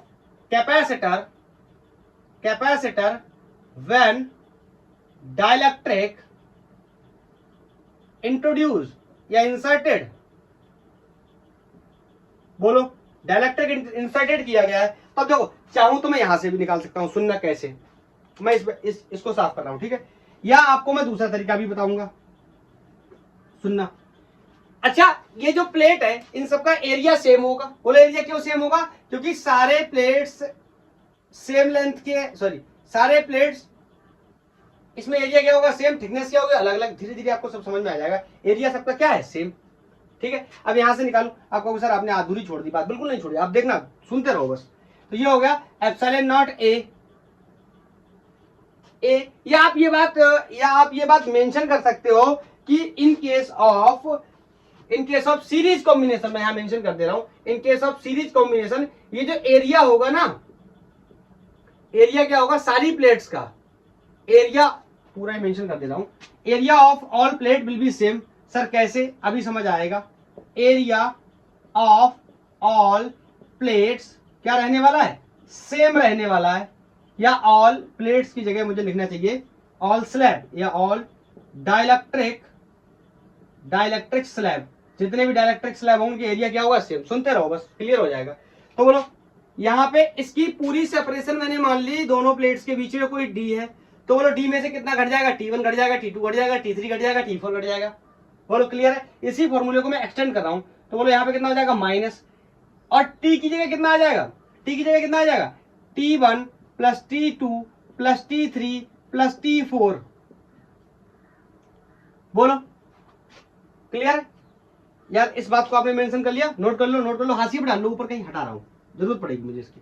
अब बताओ आगे क्या हो जाएगा, प्लस T अपॉन के, इसका मतलब T1 upon K1 plus T2 upon K2 plus T3 upon K3 plus T4 upon K4 plus dash dash dash Tn upon Kn। हम ऐसे भी सॉल्व कर सकते हैं। सर यहाँ पे नहीं किया, बिल्कुल करेंगे, यहाँ पर भी करेंगे, थोड़ी सी जगह की कमी पड़ रही है, तो मैं यहां से ऐसे लिख देता हूं, Td minus T1 plus T2 plus T3 plus T4 plus dash dash dash Tn। अब क्लियर है। इस फॉर्मूले को अब मैं दोबारा से रिफाइन करके लिखता हूं। इसका मतलब ये T क्या है, टोटल थिकनेस, और ये T अपॉन K क्या है, हर एक स्लैब का थिकनेस बटे उसका डाया इलेक्ट्रिक। तो आप चाहो तो पहला यहां से सॉल्व कर सकते हो डायरेक्ट। ये बात दिमाग में रखते हुए कि सीरीज में सारे प्लेट्स का एरिया क्या रहने वाला है, सेम। मैं कैसे पहचानूंगा ये सीरीज में है या ये पैरेलल में है, तो मैं दो पॉइंट जिनके बीच में जिनके बीच में कैपेसिटर लगा है, उनके बीच में डाइलेक्ट्रिक इंट्रोड्यूस किया गया है, मैं वहां पर पोटेंशियल को देखने की कोशिश करूंगा। Potential is the best to solve the series और कॉम्बिनेशन गेम। तो मैंने देख लिया सर इसका पोटेंशियल अलग आया, इसका अलग आया, इसका अलग आया, इसका अलग आया, बिल्कुल। आप कहोगे सर मुझे समझ नहीं आ रहा है इसका अलग कैसे आया, जब मैं पैरेलल का केस बनाऊंगा ना बिल्कुल समझ आएगा आपको। बोलो तो या तो ऐसे निकाल सकता हूं या दूसरा तरीका कैसा, सुनना बताओ। सी इक्विवेलेंट क्या होता है, सीरीज के केस में कैसे जोड़ते हैं, 1 upon C equivalent equal to 1 upon C1 plus 1 upon C2 plus 1 upon C3, ऐसे तो होता ना, plus 1 upon C4 plus dash dash dash 1 upon Cn। अब आप एक एक करके सबकी वैल्यू लिख दो। देखो अगर मैं C1 की वैल्यू लिखना चाहूं तो बोलो क्या होती है, अरे यार कैपेसिटर की वैल्यू क्या होती है जब डाइलेक्ट्रिक इंट्रोड्यूस कर दिया जाता है, अरे अरे अरे अरे अरे अरे, ये देखो C equal to K C0 होता था ना, और C0 को अगर मैं एक्सपोज कर दूं तो C0 क्या हो जाता था, epsilon naught A upon D। यही तो होता था ना। तो बताओ K की वैल्यू यहां पे कितनी ले रहा हूं, K1, इस वाले की बात कर रहा हूं। एप्सिलॉन नॉट, एरिया क्या है, सेम। अब थोड़ी सी बात को दिमाग में रख लोगे ना तो आपका काम हो जाएगा। एरिया क्या है, सेम, और ये D की जगह कितना रख दूंगा, T1। ठीक है, ऐसे ही मैं किसको रखूंगा, C2 को रखूंगा। तो C2 के लिए क्या लिख दूंगा, K2 epsilon naught A upon T2। बोलो ऐसे C3 के लिए K3 epsilon naught A upon T3। अभी मैं जब क्वेश्चन कराऊंगा ना आपको जेई के, आपका दिमाग खुल जाएगा एकदम कि कितनी तेजी से मैं इसको सॉल्व कर सकता हूं। Epsilon naught A upon T4। Sir मैंने आपका प्रीवियस लेक्चर भी देखा हुआ है, आपने सर सुपरफास्ट स्पीड में क्वेश्चंस को सॉल्व करवाया है, बिल्कुल। बोलो तो ऐसे अब इनको सबको क्या करूं, यहां पर इन सबकी वैल्यूज को रखूं, इसकी वैल्यू रखने जाऊं तो ये T1 पलट के ऊपर आया, इसकी वैल्यू, सबकी वैल्यू रखूं तो फिर इसको सॉल्व करूं, ये बहुत ही लेंदी हो जाएगा, बहुत ही ज्यादा देर लगेगी। मैं यहां से सॉल्व कर सकता हूं डायरेक्ट। कैसे, इन सारी वैल्यूज को मैंने रख दिया। अब ये तो मैंने जनरल रिलेशन लिया है, T1 T2 T3, ये ऐसे थोड़ी होंगे, ये थिकनेस होगी कोई dy2 dy3 dy4 like that, उनको सबको रख दूंगा, यहां मेरा आंसर बन जाएगा। तो ये पहला तरीका है क्वेश्चन को सॉल्व करने का। बोलो ये सीरीज में है तो मैं ऐसे भी सॉल्व कर सकता हूं या ऐसे कर सकता हूं, मुझे ये आपको बहुत टाइम कंज्यूम लगेगा, इसमें बहुत ज्यादा कैलकुलेशन होंगी, ऊपर नीचे एलसीएम बेलसीएम, ये आप इसका यूज करोगे तुरंत आपका आंसर आ जाएगा। सारी वैल्यूज दे रखी होंगी कि ये थिकनेस कितनी, डाइलेक्ट्रिक कांस्टेंट की वैल्यू भी दे रखी होगी, 1 2 3 4 करके कुछ। क्लियर, मैं इसको साफ कर रहा हूं। अब मैं पैरेलल की बात करूंगा। तो आपको क्या करना है, आपको ये सब याद नहीं करना, आपको ये फॉर्मूला याद करना, दिमाग में रखना है कि सब सेपरेशन में से सबके थिकनेसेस को घटाते चले जाएंगे, इसको ऐसे एक्सपोज कर सकते हैं हम। बस ये बात आपको दिमाग में रखनी, ये फॉर्मूला आप याद कर लो। सर ये तो बहुत ही बेसिक है। क्लियर? अब मैं क्या करने चला, पैरेलल में इनको जोड़ने चला। मैं हटाऊं, मैं हटाऊं, मैं हटाऊं। अच्छा, डाइलेक्ट्रिक की अगर मुझे परिभाषा लिखनी हो, कोई कैसा मुझे डाइलेक्ट्रिक की डेफिनेशन स्कूल में पूछ रहे हैं, मैं क्या लिखूं? तो यहां से लिख दो। ये देखो सी नॉट था, तो सी अपॉन सी नॉट का जो रेशियो होता है यही किसके बराबर होता है? डाइलेक्ट्रिक के बराबर। तो क्या डाइलेक्ट्रिक का कोई यूनिट होगा? ना। डाइलेक्ट्रिक का कोई डायमेंशन होगा? ना। डाइलेक्ट्रिक क्या? सिंपल रेशियो, उसकी वैल्यू कैसी होगी? 1 2 3 4 5, लाइक दैट। क्लियर? तो इस तरीके से यहां से हो गया। अब मैं पैरेलल का करने केस चलने चला। ठीक है, मैं इसको, इस फोटो को ऐसी बने रहने दे रहा हूं, इस फोटो को मैं ऐसी बने रहने दे रहा हूं। मैं पैरेलल का इस साइड बनाऊंगा। क्लियर है? ताकि मैं आपको दोनों में डिफरेंस समझा पाऊं कि पैरेलल में हम कैसे, सबसे बड़ी बात है पहचानना इसमें कि हम पहचान पा रहे हैं कि ये पैरेलल में है या सीरीज में है। यही हमारे लिए सबसे बड़ा क्वेश्चन है। देखना, अब मैंने एक कैपेसिटर की ये प्लेट ले ली, एक कैपेसिटर की प्लेट मैंने ये ले ली। अब इसके बीच में अपन क्या करने जा रहे हैं? डाइलेक्ट्रिक स्लैब का इंट्रोडक्शन करने जा रहे हैं, और कुछ इस तरीके से इंट्रोड्यूस करेंगे कि पैरेलल कॉम्बिनेशन बन जाए। मेरे को देखना मैं किस तरीके से इंट्रोड्यूस कर रहा हूं।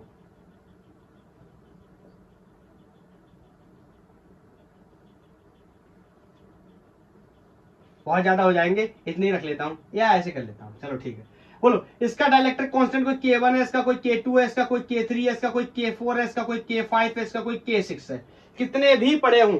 अब बताओ, मैंने आपसे अभी अभी एक सवाल कहा था, मैंने कहा था इस केस में एरिया सेम रहता है। बोलो इस केस में क्या सेम रहेगा? सेपरेशन। कैसे? अब बिल्कुल कॉन्सेप्ट क्लियर है। पहले तो इसको एक बैटरी से जोड़ता हूं, सीरीज पैरेलल समझता हूं। पहले ये पैरेलल क्यों है, पहले समझता हूं ये पैरेलल क्यों। बताओ, इसका पोटेंशियल बैटरी का बी है, कोई मान लो ये बी है और ये 0 है। ठीक है, तो बताओ इस प्लेट का पोटेंशियल कितना हो गया? ये पूरी प्लेट का पोटेंशियल कितना हो गया? 0। और ये पूरी प्लेट का पोटेंशियल कितना हो गया? बी। अब ध्यान से देखो, ये प्लेट, ये प्लेट, ये प्लेट, ये इसके साथ जुड़े हुए हैं ना, इसके साथ जुड़े हुए हैं ना, बोलो इसके साथ जुड़े हुए हैं, तो इनका सबका पोटेंशियल इस साइड कितना हो जाएगा? बी। और बोलो बोलो बोलो बोलो, और सबका पोटेंशियल इस साइड कितना हो जाएगा? 0 0 0 0 0। मतलब डिफरेंस ऑफ पोटेंशियल कितना है? बी। मतलब इसका पोटेंशियल बी, इसका पोटेंशियल बी, इसका पोटेंशियल बी, इसका B B B B B. Sir बस करो, एक सेकेंड, बस करना ही पड़ेगा, लाइट का इशू आ गया।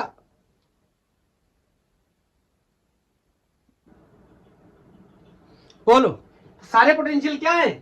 सारे पोटेंशियल सेम है। अच्छा एक बात बताओ, अब देखो मैं एक प्लेट को बाहर निकालता हूं, एक स्लैब को बाहर निकालता हूं, ये एक स्लैब है कोई, या दूसरा स्लैब है, तो बोलो इनके एरिया इस बार क्या होंगे? अलग अलग होंगे। इसका एरिया कोई A1 होगा, बोलो यहां तक ही तो है ये प्लेट, दूसरा प्लेट यहां तक है, तो इसका एरिया कोई A2 होगा, इसका एरिया कोई A3 होगा, इसका एरिया कोई A4 होगा, इसका एरिया कोई A5 होगा, इसका एरिया कोई A6 होगा। लेकिन अब सेपरेशन या लेंथ देखो, लेंथ देखो हर बार में क्या सेम, इसकी भी टी होने वाली, इसकी भी टी। अरे भैया यहां से यहां तक भरा है, तो हर किसी की लेंथ क्या है? सेम।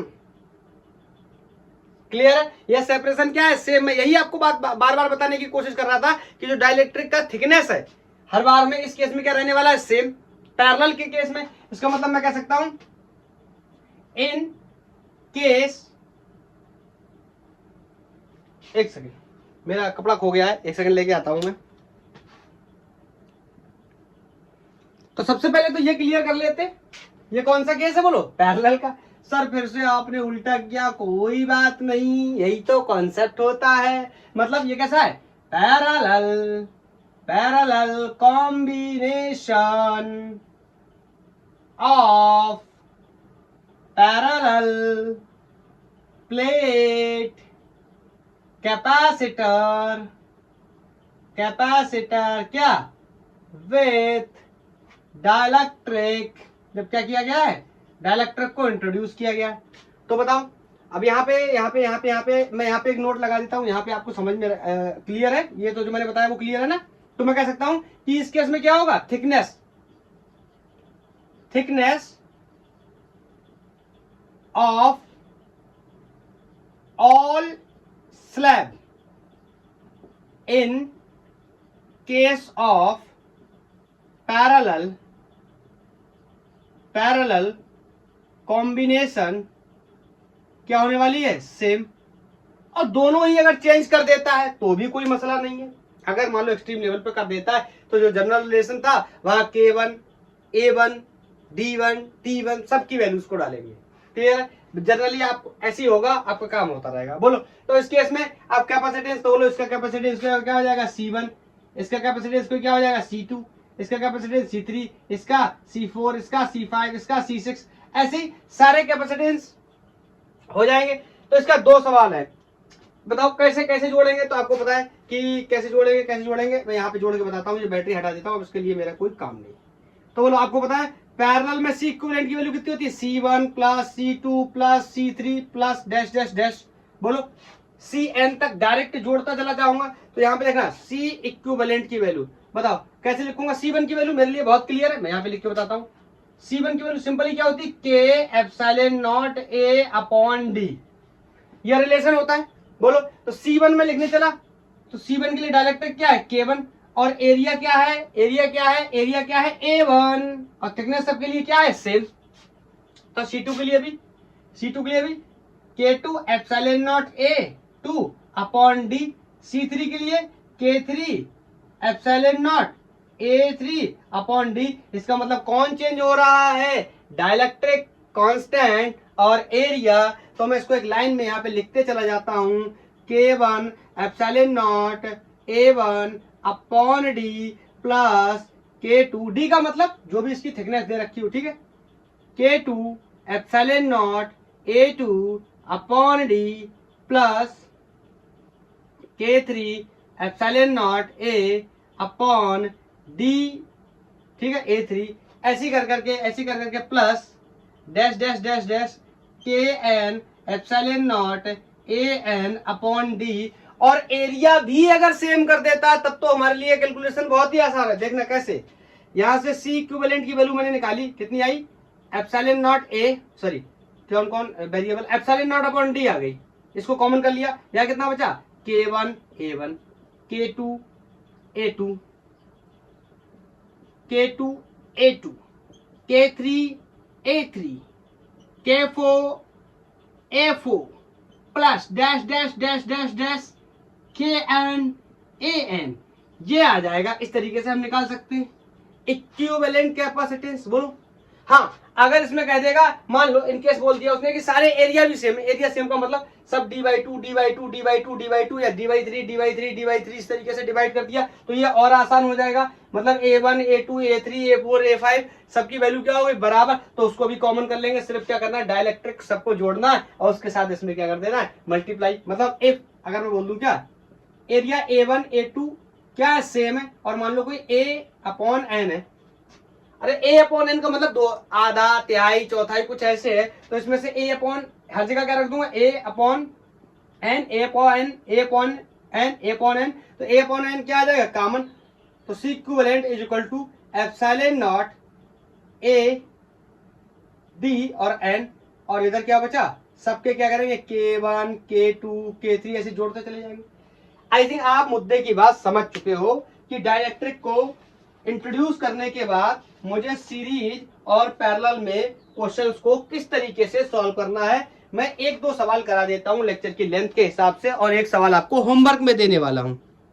अभी मेरे पास कुछ टाइम है तो उसमें मैं एक सवाल कराता हूं, एक सवाल आपको होमवर्क में दूंगा और आप मेरे को करके बताओगे, ठीक है, उसका आंसर।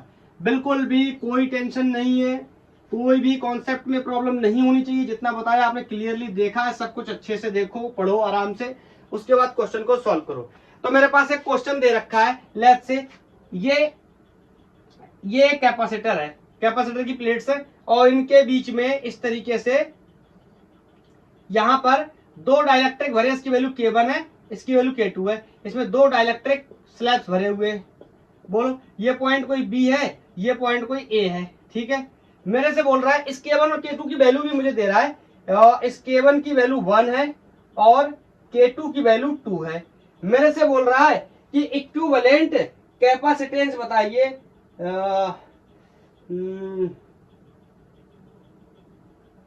अच्छा, इक्विवेलेंट नहीं पूछ रहा है, रेशो पूछ रहा है। C1 अपॉन C2 का क्या बताइए, रेशो बताइए। तो बहुत ही आसान है मेरे लिए, तो बोलो इसको मैं क्या बोल दे रहा हूँ C1, इसको मैं क्या बोल दे रहा हूँ C2। तो आपको पता है C1 और C2 की वैल्यू क्या हो जाएगी, यहाँ पे C1 की वैल्यू यहाँ पे लिख दो, C1 की वैल्यू, मैं आप इक्विवेलेंट भी पूछ लूंगा मैं आपसे, C1 की value K epsilon naught A upon D, ये जनरल रिलेशन होता है। बोलो अब हाँ, इसका सेपरेशन वगैरह लेंथ वगैरह मैं देख लेता हूं कि कितने लेंथ में ये क्या हुआ, क्या किया गया है, भरा हुआ है। तो बोलो लिख दूं, देखो इसका जो टोटल सेपरेशन है बोलो D है, D है, तो ये दो भरे गए, तो ये D/2 में भरा हुआ होगा और ये भी D/2 में भरा हुआ होगा। मेरे हिसाब से कोई दिक्कत नहीं होनी चाहिए। और एरिया इसका क्या है, A, तो इसका भी एरिया क्या है, A। बोलो बोलो बोलो बोलो, एरिया में क्या कोई प्रॉब्लम आने वाली है, बिल्कुल भी नहीं आने वाली है। मैं लिख देता हूं, C1 की वैल्यू हो जाएगी K1 epsilon not area A upon D की जगह कितना हो जाएगा, D/2, तो 2 प्लेट के ऊपर और D नीचे। बोलो, और ये K1, तो यहां से K1 की वैल्यू कितनी है, 1, क्वेश्चन में गिवन है, मैंने अपने पास से नहीं लिखी है, तो ये होगा 2 epsilon naught A upon D। C1 आ गया, C2 का ऐसे डायरेक्ट लिख दूं, क्या हो जाएगा 2 K2 epsilon naught A upon D। अरे D/2 था तो 2 प्लेट के ऊपर चला गया। बोलो K2 की वैल्यू कितनी है, 2, तो यहां पे रख दूं, कितना,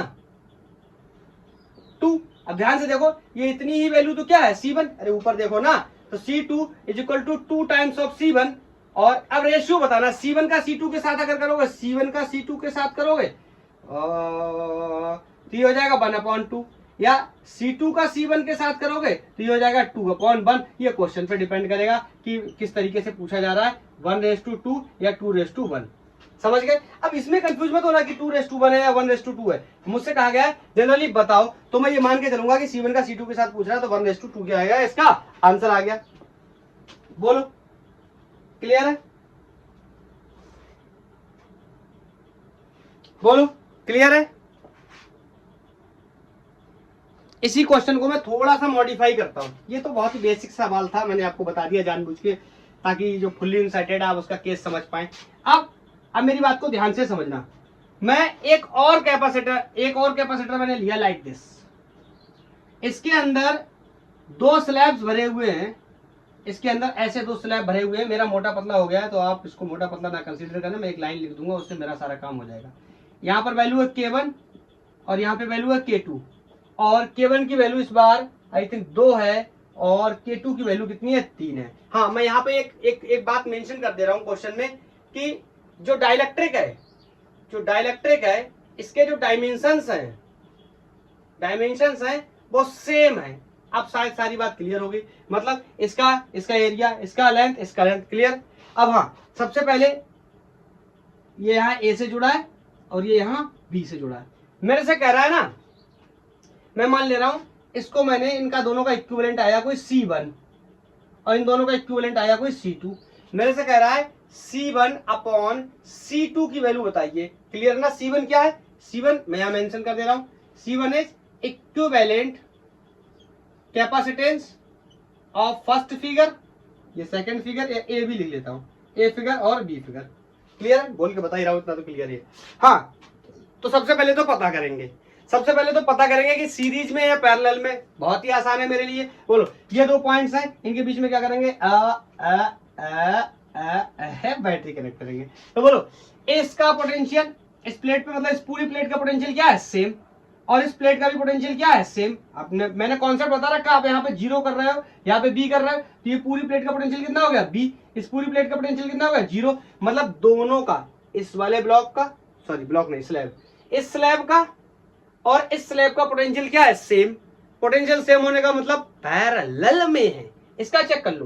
बोलो, यहां लगाया, इसका पूरे का पोटेंशियल क्या है, सेम, इसका पूरे का पोटेंशियल सेम। बोलो, इसका पोटेंशियल कितना है, 0 वोल्ट। ऐसे एग्जांपल के लिए इसका पोटेंशियल क्या है, B वोल्ट। बोलो, ये वाला जो डाइलेक्ट्रिक है इसका पोटेंशियल 0 B है और इसका कितना है, 0। दोनों के पोटेंशियल अलग अलग का मतलब सीरीज में है। और ध्यान देने वाली बात, ये देखो, दोनों के दोनों स्लैब, एक सेकेंड, दोनों के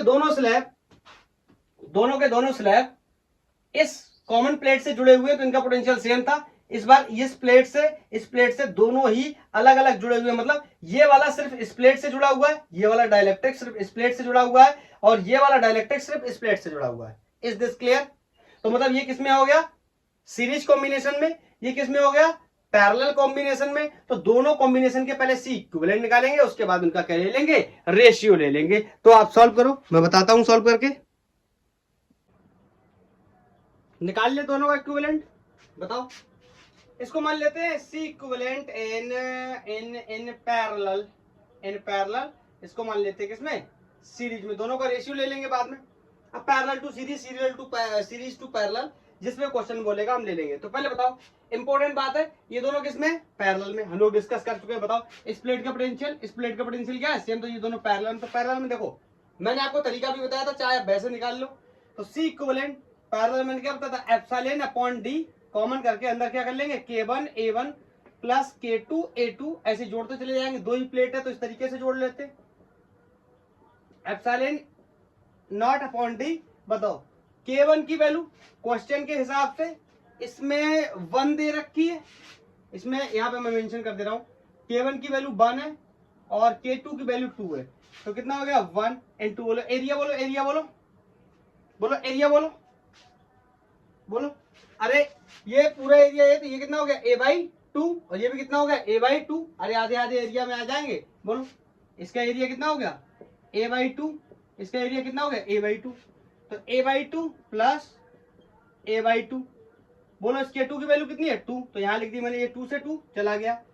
तो C equivalent epsilon not upon D, यहाँ कितना बचा A/2, यहाँ 2 से 2 चला गया, कितना है ये कितना हो जाएगा 3/2a। तो इक्विवेलेंट हो गया 3 epsilon naught A upon D. किसकी वैल्यू आ गई, इक्विवेलेंट की। किसके केस में, पैरेलल के केस में। बोलो कोई डाउट तो नहीं, किसके केस में आ गया, पैरेलल के केस में। बोलो। और या आप चाहो तो उस केस में वैसे भी निकाल लो, नहीं मैं ऐसे ही निकाल ले रहा हूं। क्यों, वैसे क्यों निकालोगे, K1 K2 को रखे रहो, जब K1 K2 की वैल्यू दे रखा तो यहीं पे निकाल लेते। बोलो हो गया। अब पैरेलल देखो, इसको सॉल्व करने का दूसरा तरीका भी था। आप चाहते तो ऐसे सॉल्व करते, C equivalent equal to C1 plus C2, तो आप C1 और C2 की वैल्यू नहीं जाते, epsilon naught A upon D. ये बोलो डाइलेक्ट्रिक पड़ा होता है तो ये कॉमन फॉर्मूला होता है, तो यहाँ पे K1 हो जाता तो यहाँ पे A1 हो जाता। बोलो डी के बारे में भी मैं बता चुका हूँ, तो ऐसे ही फिर से लिखते, तो फिर से वैल्यू को तीसरा स्टेप ये आता, एप्सिलॉन नॉट अपॉन डी को कॉमन लेके, चाहे ऐसे जोड़ लो चाहे ऐसे जोड़ लो, आंसर एक ही आने वाला है। आप चाहे जैसे भी करो, आपकी मर्जी है, आपको जो भी जैसे इजी लगे। अब बताओ ये किसमें सीरीज में। तो सीरीज वाले को मैंने कैसे जोड़ने के लिए बताया था, बोलो याद करो, इक्विवेलेंट इन सीरीज कैसे, एप्सिलॉन नॉट ए अपॉन, याद आया, याद आया, D minus T plus T upon के होता था। मैंने कैसे बताया था, इसको एक्सपोज करने के लिए, एक्सपेंड करने के लिए मैंने बताया था एरिया की वैल्यू इसमें सेम रहने वाली है, तो ये हो गया डी। बोलो ये दोनों, ये दो भरे हुए हैं, पूरी थिकनेस मान लो इसकी पूरी जो है वो डी है, तो इसकी कितनी होगी आधी D/2, ये भी कितने में भरा हुआ है D/2 में। बोलो तो यहाँ पे दो है, तो माइनस T1 प्लस T2, और यहाँ पे T1 upon K1 plus T2 upon K2। बोलो ये कर सकते, अरे ऐसे ही तो करते थे प्रीवियस केस में। बोलो तो ये हो गया एप्सिलॉन नॉट A अपॉन, बोलो D माइनस T1 की वैल्यू D/2, T2 की वैल्यू D/2, तो दोनों को लिख दे रहा हूं क्या D/2 प्लस D/2, यहाँ पे प्लस T1 मतलब थिकनेस कितनी है D/2, तो कितना हो गया D/2 अपॉन K1, वैल्यू बाद में रख लूंगा K1 K2 की, प्लस D/2 K2। बोलो बोलो बोलो बोलो। तो यहां से ये देखो, ये D/2 D हो गया, तो ये पूरा कैंसिल हो जाएगा, 0 हो जाएगा। बोलो तो यहां से सीरीज में, यहाँ पे देखो D कॉमन हो जाएगा, तो epsilon naught A upon D, इन दोनों का एलसीएम लूंगा, कितना हो जाएगा 2 K1 K2, ऊपर कितना बचेगा K2 प्लस K1, ये पलट के कहां चला जाएगा ऊपर। तो इसका एक्सप्रेशन मैं यहां लिख देता हूं, CS equal to epsilon naught A upon D, ये 2 पलट के चला गया था 2 K1 K2 upon K1 plus K2, ये जनरल रिलेशन आ गया। अब इसमें K1 और K2 की वैल्यू डाल दो, K1 की वैल्यू 2 है, K2 की वैल्यू कितनी 3 है। अगर इसका भी जनरल रिलेशन निकालना होता तो भी मैं निकाल लेता, ये तो आपने नोट कर लिया होगा ना। इसका जनरल रिलेशन लिख दूं क्या, जनरल रिलेशन कैसे लिखेंगे, बोलो यहाँ पे दोनों प्लेट कितने थे A/2 कॉमन थे, तो यहाँ पे मैं लिख लेता कितना K1 A1, यहाँ से फिर से देखो, यहाँ से फिर से कर दे रहा हूँ,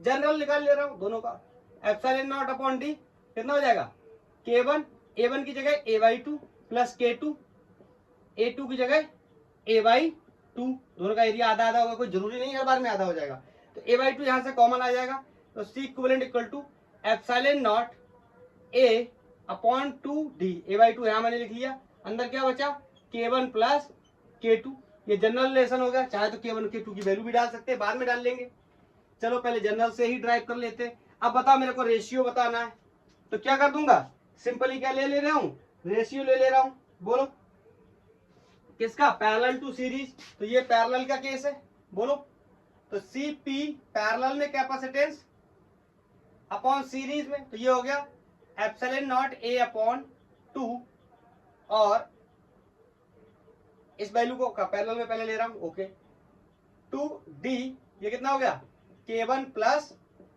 K2, ओके, अब इस वैल्यू को लूंगा upon epsilon naught A upon D 2K1 K2 upon K1 plus K2, clear, तो यहां से कुछ चीजें एलिमिनेट हो जाएंगी, ये क्या हो जाएंगे, कैंसिल हो जाएंगे, तो C पैरेलल में अपॉन C सीरीज में, ये पलट के ऊपर चला जाएगा, देखो ऊपर जाएगा तो इसका क्या हो जाएगा स्क्वायर, तो K1 प्लस K2, अरे दो बार हो जाएंगे तो इसका क्या लिख सकता हूँ स्क्वायर अपॉन, देखो 2K1 K2, एक तो ये dy2 यहां से बचा हुआ था, बोलो यार 2 बचा हुआ था, क्लियर है, तो ये कितना हो जाएगा 4 हो जाएगा, बोलो सारी चीजों की वैल्यू रख दूंगा, मेरी बात को समझ पा रहा है, ये 2K1 K2 ये वाला है, ये 2 ये बचा हुआ था, ये यहाँ पे आ गया, तो CP अपॉन CS पैरेलल में कैपेसिटेंस टू सीरीज में, ये कितना हो जाएगा K1 अपॉन K2, बोलो K1 K2 की वैल्यू पैरेलल में कितनी दी थी 1 और 2, ये पैरेलल वाला केस है, ध्यान रखना, ये कितनी थी 1 और 2, और सीरीज में K1 और K2 की वैल्यू कितनी थी, एक सेकंड, मुझे कुछ थोड़ा सा डेटा में प्रॉब्लम लग रही है ना, ये K1 K2 की वैल्यू जो है ये 2 और 3 ही दी हुई है दोनों केसेस में, क्या ही फर्क पड़ता है, अलजेब्रा तो हमने ड्राइव कर ही लिया ना, 2 प्लस 3 का स्क्वायर अपॉन 2 इंटू 2, ये इसकी वजह से, इंटू फिर से 2 K1 की वजह से, इंटू 3, क्लियर है, तो 2 इंटू 2 इंटू 2, ये 8 हो गया, 8 3 24, और ये कितना है 2 3 6, सॉरी 2 3 5, 5 का स्क्वायर 25, 25 बटे 24, तो यहाँ पे मैं लिख दे रहा हूँ इसका आंसर, यहाँ पे C parallel upon C series, 3 2 5, 5 का स्क्वायर 25, ये हो गया 25, और 2 दूनी 4 दूनी 8 या 24, 25 बटे 24 ये आंसर आ गया, क्लियर है, 25 बटे 24 आंसर आ गया। अगर मुझसे इंडिविजुअली पूछा गया होता तो पैरेलल में कितना है, यहाँ निकाल देता, epsilon naught A upon 2D, K1 की वैल्यू कितनी है 2, K3 की वैल्यू कितनी है 2, K1 की वैल्यू कितनी है 2, K2 की वैल्यू कितनी है 3, तो कितना हो जाता 5, तो यहाँ 5 का मल्टीप्लाई कर देता, क्लियर। पैरेलल के केस में, सीरीज के केस में अगर मुझसे इंडिविजुअली पूछा जाता तो CS बताओ epsilon naught A upon D, ये कितना हो जाता, बोलो ये कितना हो जाता, ये 2 3 जा 6 और 6 2 जा 12, ये ऊपर हो जाता 12 और नीचे हो जाता बटे में 5, तो ये आंसर हो जाता अगर इंडिविजुअली पूछा जाता तो, क्लियर है। आई थिंक कोई डाउट नहीं होना चाहिए, आप कितने ही क्वेश्चन लगा लेना, बस कॉन्सेप्ट यही रखने वाले हैं आप। मैं एक क्वेश्चन आपके लिए होमवर्क में छोड़ के जाता हूं, आप मेरे को उसका आंसर बता देना, मैं क्वेश्चन को पॉज करके, वीडियो को पॉज करके क्वेश्चन नोट कर देता हूं। ये क्वेश्चन है और ये क्वेश्चन आपके लिए होमवर्क में रहने वाला है, मेंस 2019 में पूछा गया, कठिन नहीं है क्वेश्चन, आप तरीके से करेंगे सॉल्व हो जाएगा। बोल रहा है ये कैपेसिटर बना हुआ है जिसके अंदर 4 डाइलेक्ट्रिक भरे गए हैं, एक K1 है, K2 है, K3 है, K4 है, ये L/2 लेंथ है, ये L/2 लेंथ है, ठीक है, इसका एरिया आप A है, ठीक है, एरिया A है। अब मेरे से बोल रहा है the effective dielectric constant K is, K की वैल्यू कितनी होगी, ये 4 ऑप्शन है, ऑप्शन को आपने पहले नहीं देखना है, ऑप्शन को आप देखेंगे तो आपको डर लगेगा, आपने प्रोसेस को फॉलो करना है, मैं आपको हिंट देके जाता हूं, आंसर आप मेरे को बताना कौन सा होगा। बोलो सबसे पहले तो हमें ये चेक करना पड़ेगा कौन सीरीज में कौन पैरेलल में, वैसे तो हमें दिख रहा है लेकिन फिर भी एक बार चेक कर लेते हैं। यहाँ मैंने ऐसे बैटरी लगा दी, बोलो इसका इस प्लेट का पोटेंशियल और इस प्लेट का पोटेंशियल सेम है, बोलो इस डाइलेक्ट्रिक का पोटेंशियल क्या है, सेम है, क्योंकि इस प्लेट का पोटेंशियल क्या है सेम है, ऐसे इसका भी सेम है, बोलो मतलब ये इसके साथ किसमें पैरेलल में, ये इसके साथ किसमें पैरेलल में। लेकिन यहाँ पे और भी लगा हुआ, तो ध्यान से सुनना, मैं सर्किट को रिड्यूस कर रहा हूँ। पहले इन दोनों को सीरीज में जोड़ रहा हूँ, पहले इन दोनों को सीरीज में जोड़ लो, तो ये कुछ ऐसा बन जाएगा। ये K1 और K2 को सीरीज में जोड़ेंगे तो इनका इक्विवेलेंट कुछ ना कुछ आ जाएगा, इक्विवेलेंट कुछ ना कुछ आ जाएगा। मैं बता ही देता हूं, अच्छा कितना आ जाएगा। ये अभी अभी हमने निकाला था, ये आ जाएगा 2K1 K2 upon K1 plus K2, ये आ जाएगा। ठीक है, इन दोनों का मिला करके फिर इन दोनों का निकालेंगे तो ये आ जाएगा 2K3 K4 upon K3 plus K4। अब बताओ, ये इसको फिर से एक बैटरी से कनेक्ट कर लो, बोलो। अब देखो ये और ये किसमें पैरेलल में, अब ये दोनों किसमें है पैरेलल में, तो इन दोनों को क्या कर देंगे ऐड कर देंगे। बोलो बोलो बोलो, इन दोनों को क्या कर देंगे ऐड कर देंगे। अब मुझे लगता है ना ये 2 नहीं आना चाहिए, अब चेक कर लेना चाहिए, 2 नहीं आना चाहिए क्योंकि वहां पर डायमेंशंस अलग थे। ठीक है, ये इस तरीके से आएगा कुछ, हाँ सही है, K1 प्लस K2। अब देखो, अब तो कुछ बचा ही नहीं सॉल्व करने के लिए। ध्यान से देखो, ये और ये किसमें पैरेलल में, और आपको पता पैरेलल में मैं डायरेक्ट जोड़ देता हूं, मतलब इसको इसको जोड़ दूंगा। वो देखो आंसर, वो देखो आंसर, ये देखो आंसर दिख रहा है सर, ये तो आपने सॉल्व कर दिया। मुद्दे की बात ये है, जब आप C इक्विवेलेंट निकालने जाएंगे टोटल, तो C1 प्लस C2 लिखेंगे आप, तो C इक्विवेलेंट की वैल्यू क्या लिखेंगे, डाइलेक्ट्रिक के आपको टर्म्स में लिखना होगा, तो आप क्या लिखेंगे K epsilon naught A upon D। यहाँ पर पूरा एरिया आ जाएगा, पूरा डाइलेक्ट्रिक आ जाएगा, पूरा सेपरेशन आ जाएगा। क्यों, क्योंकि मैं बात कर रहा हूं पूरे कैपेसिटर की। तो बताओ C1 की वैल्यू कितनी होगी, K1 K2 upon K1 K2, ये तो K की वैल्यू होगी, जहां जो हम यहाँ पे क्या लेते थे K1 लेते थे, ये K इक्विवेलेंट की वैल्यू होगी। यहाँ epsilon naught A upon D, clear, epsilon naught A upon D, A वगैरह की वैल्यू को आप मैनेज कर लेना, A/2 है, L/2, इन सबको मैनेज करना। ऐसे यहाँ पर भी लिखोगे समथिंग इसी की जैसे कुछ ना कुछ आएगा, फिर epsilon naught A upon D दोनों में आएगा। मैं बस ये बताना चाह रहा था, ये epsilon naught A upon D, ये epsilon naught A upon D, ये epsilon naught A upon D common लेकर क्या हो जाएगा कैंसिल, और K की कुछ वैल्यू आ जाएगी। तो आपने मेरे को बताना है सॉल्व करने के बाद क्या, अब मैं आंसर भी ओपन कर दे रहा हूँ, ये आंसर आ गया। ठीक है, आपने मेरे को बताना है कि आंसर ये आया या नहीं आया, और आपने मेरे को सिर्फ इतना बताना है कि आपने कमेंट करके बताना है कि हाँ आया या नहीं आया। ठीक है, अगर आया आपको आंसर तो सही है, देखो मैंने 90% तो सॉल्व कर दिया। हाँ, ये कैसे आएगा, इसके लिए आप सॉल्व कर सकते हो, ये दोनों सीरीज में, तो सीरीज को 1/C equal to 1/C1 plus 1/C2, या जो तरीका मैंने बताया, कौन सा वाला तरीका, कि यहां से epsilon naught A upon D D minus T plus T upon K, इसका यूज करके आप सॉल्व कर सकते हैं। यहाँ पे आपको C इक्विवेलेंट की वैल्यू मिल जाएगी। ठीक है, इसको सॉल्व कर लोगे दोनों का केस में डाल के, इसका सीरीज में कुछ आ जाएगा, फिर इसी को फिर से डाल के इसी में सॉल्व कर लोगे, फिर कुछ आ जाएगा, फिर दोनों को पैरेलल में जोड़ दोगे। आज के लिए इतना ही, थैंक यू, धन्यवाद, पढ़ाई करते रहिए। ठीक, अगर आपको कोई सजेशन है तो आप बता सकते हैं, और हाँ इसका आंसर मेरे को जरूर बताना है, और आपने ये भी बताना है कि आपने इसको कितना एंजॉय किया और कौन सा क्वेश्चन आपको कठिन लगा, ये वाला कठिन लगा या प्रीवियस वाला कठिन लगा, या दोनों ही आसान लगे, कॉन्सेप्ट आपका क्लियर है। ओके।